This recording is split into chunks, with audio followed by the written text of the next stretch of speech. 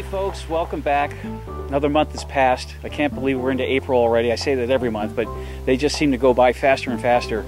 Hope you enjoyed the last newsletter. It was really fun getting Colleen out here to show you the event center. And just a side note, she had a very successful bridal fair. That went really well. And we had Bottle Your Own last month. That was an extreme success for us. First time ever we actually bottled up to 24 barrels. It's a new record. We bottled 24 barrels of wine in that day. The lines were incredible. People didn't mind. Give them a glass of wine. They'll wait. It was a lot of fun. It was very successful for us. Also last month was our first passport for the wineries of Santa Clara Valley. Again, another great success. We're getting more and more people down here in the South Valley to discover all the gems that are really down here. I mean, the winemaking down here is just improved dramatically over the past half dozen years or so, and everybody in the valley here produces award-winning wine. So it's really refreshing to see that overall incredible upgrade in quality, and it just brings more and more people, and we're very happy about that. Now this month we're going to do something a little different again. It's a little early to start getting into oak trials or anything like that, but you know, we're going to go interview a couple ladies that really help make this winery work. They're very critical. Their functions are a menagerie of different tasks and duties. And we'll be talking to Julie Bradford, our CFO, and Jennifer Braish, who is our project coordinator and administrator. And we didn't have these ladies, things wouldn't get done around here. And it's everything from managing expenses to processing orders and dealing with the Alcohol Tax Board, the TTB. So we're going to go in there and, well, let's go there right now. Okay. So here we are, like we mentioned in the intro. We're going to spend some time with a couple of ladies here that really are the backbone of the winery. We've done lots of things in these videos in the past. Last month you got to visit with Colleen, understand what we do in the event center. We spent a lot of time with Alan, you know, talking about oak trials and racking and fining and all the whole winemaking process, which is really... If it wasn't for these two ladies here, Julie Bradford and Jennifer Braish, things wouldn't happen here. All right, this is a fairly substantial small business. Very comprehensive things happen here beyond the winemaking, and we just wanted to spend a little time with these folks today, just so you get an appreciation for what else goes into getting that wine in the bottle, right? It doesn't jump in there by itself, we know that. They get to see how it works too, but you don't know what they do to help that wine get in the bottle. That's what we're kind of going to explore that today. So with that, I'm going to go ahead and start asking these ladies a couple of questions and get so you can get a feel for what happens in this office. Anyway, Jennifer, let's start with you. You're busy around the clock. You're crazy busy a lot of the time. Some days are crazier than others, and we all appreciate that. One of the main reasons for that is we get a lot of customers coming in, picking up a lot of wine. Can you tell me about that a little bit? Like, who are the customers? You don't have to name the customer names, but give me the size of some of these customers and what they're picking up. I mean, we see big trucks show up here all the time. Well, I manage orders coming in from restaurants and some of our distributors who order truckloads at a time. So small orders to really large orders, containers being shipped internationally as well. That's right. Jennifer does a lot of our international work, documentation, certification, and stuff like that. And it's really timely, too, because we just had a meeting yesterday with a potential new international broker, and it's just really going to fit in to what we need to do as a winery at the same time. Tell me about the TTB. Tell the folks on the camera about the TTB, how much fun that is. The TTB is a lot of fun. I handle the label approvals, which can be complicated. There's lots of little rules and signs of text and what you can use and what you can't use wording-wise. And so I get to learn a lot about that. So that's been interesting. Right, TTB is the federal tax board. And, you know, obviously because we're dealing in alcohol, there are lots of different regulations that we have to pay attention to and be very, very conscientious about. And fortunately, Jennifer has that knowledge as well, which is really, really good. I mean, I've learned a lot from her. Okay, let's just put it that way. And that's been very rewarding because it helps my overall knowledge of the industry as well. And it's frustrating because it's the feds. And, you know, and it's slow and they've lost people. And it's just a very time-consuming process. It causes us to help, you know, better plan. Like when we need labels, we're going to do a bottling. We have to better space that time because we knew we have to go through the approval process, and it can be very frustrating. I mean, sometimes I'm actually cutting and pasting things for you to submit to the TTB. So it's a process, and it's a tough one. Unlike other businesses here in the Bay Area, aka Silicon Valley, we actually Answer the phone. There you go. And it's Jennifer's voice that welcomes people when they call in. And, you know, there's never a complaint. There really is never a complaint, and it's really sweet. So that's a very important thing that she does as well. Anything else on the mind? Hi, Roxanne. This is Roxanne, the winery dog. Hey, baby. So we've expanded our profile page coverage to many different city and Chamber of Commerce websites, and Jennifer's helping me keep our event information posted in those areas as well. So there's a lot that goes. This young lady does a lot, you know, and we miss her when she's gone. So, but no, it's a lot of fun working with Jen because you know, she gets thrown a lot of stuff all the time. Julie's our CFO, and you're going, winery? CFO? Why do you need a CFO? You're just a winery. You just sit and drink wine all day. No? Well, there are some days when that may happen. But the fact of the matter is there's a lot of finance, a lot of cash management, and a lot of planning that has to go into how we produce and all the elements that go into producing wine. Tell us about some of the material costs and things like that that you track that you have to pay attention to and educate others on. Well, we do a lot of different things in different wineries. We have an event department, we have the tasting room, and George also has a bottling line, and we do bottle and store wine for 2 other companies.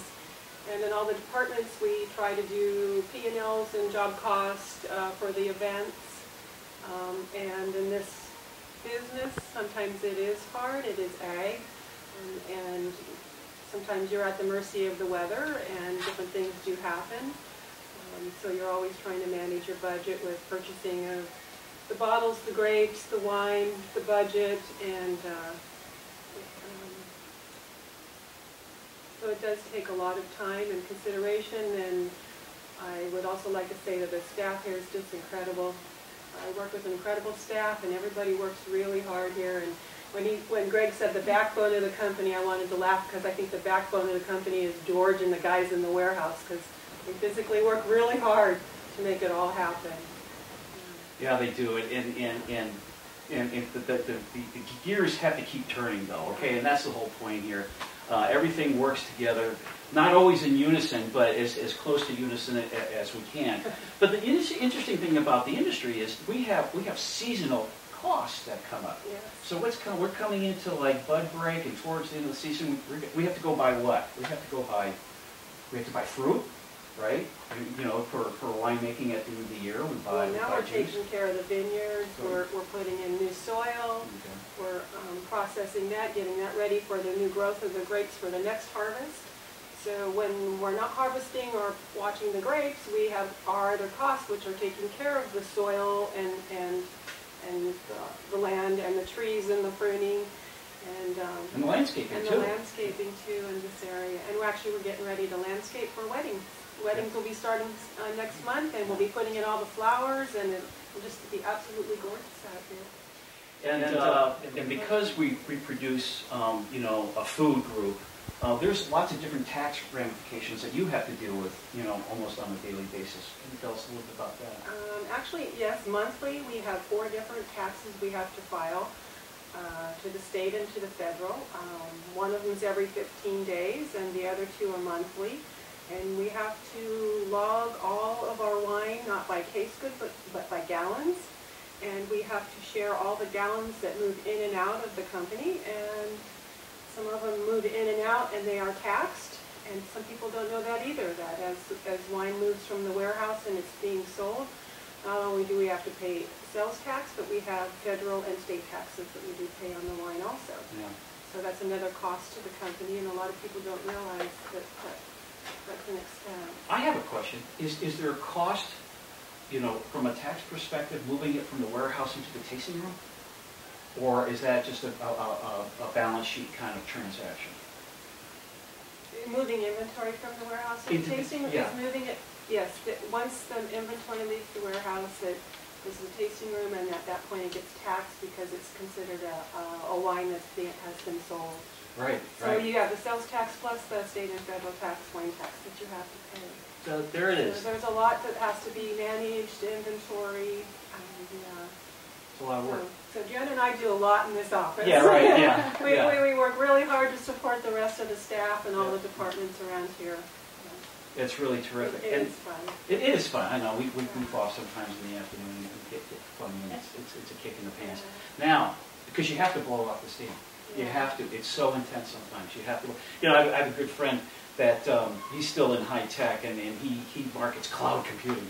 And lucky him. And he thinks he's a very important person.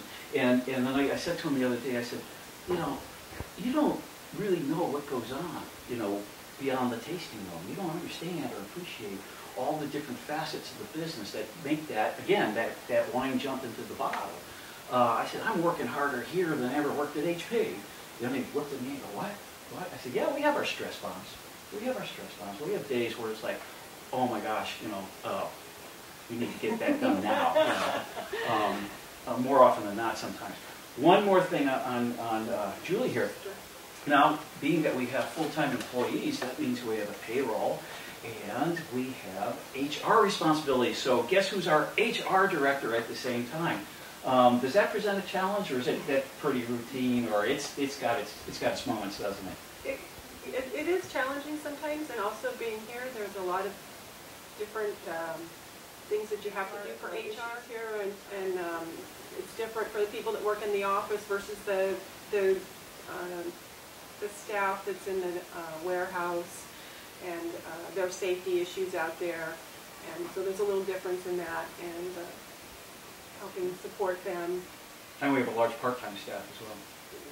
Yeah, we do. We have a lot of part-time volunteer people that come in and out. That work in the tasting room and with special events. So Jen, what's your favorite part of the job? Actually, interacting with all the people that call in and come in. I really love to talk to people, and just everyone here is really great. So that's my favorite. And especially, I like to go out and pour at events, which you let me do a lot more lately. We're doing more of that. Right.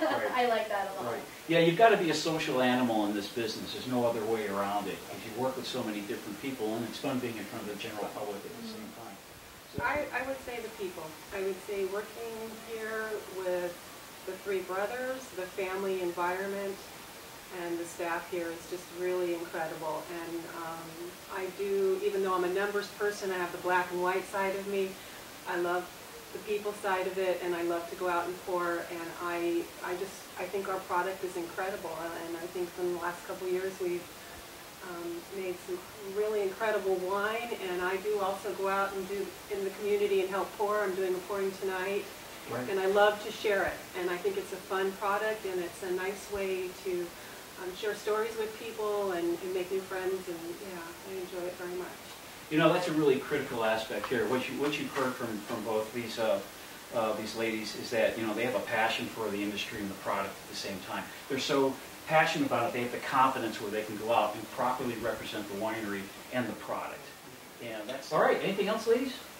Great. Thank you so much for doing this. I just want to get those people out there and better understand what we all do around here. And at this point, I really don't know what our focus is going to be next month. I think we're probably going to be going out in the vineyard because we've got shoots pushing right now in a couple of vineyards. So I'll probably be talking about that. Probably another month we'll be talking about, we'll be getting into the oak trials again. That's what we're going to be doing. Alan and I talked about that the other day. Do we have any events coming up in April offhand? Is there something coming up? Not in April. Joe Sherino's here in May. In May. Joe Sherino's going to be here in May. We'll talk about that again later. But for now, it's a wrap. Did we have fun? We had fun. Yay! We had fun. Come visit.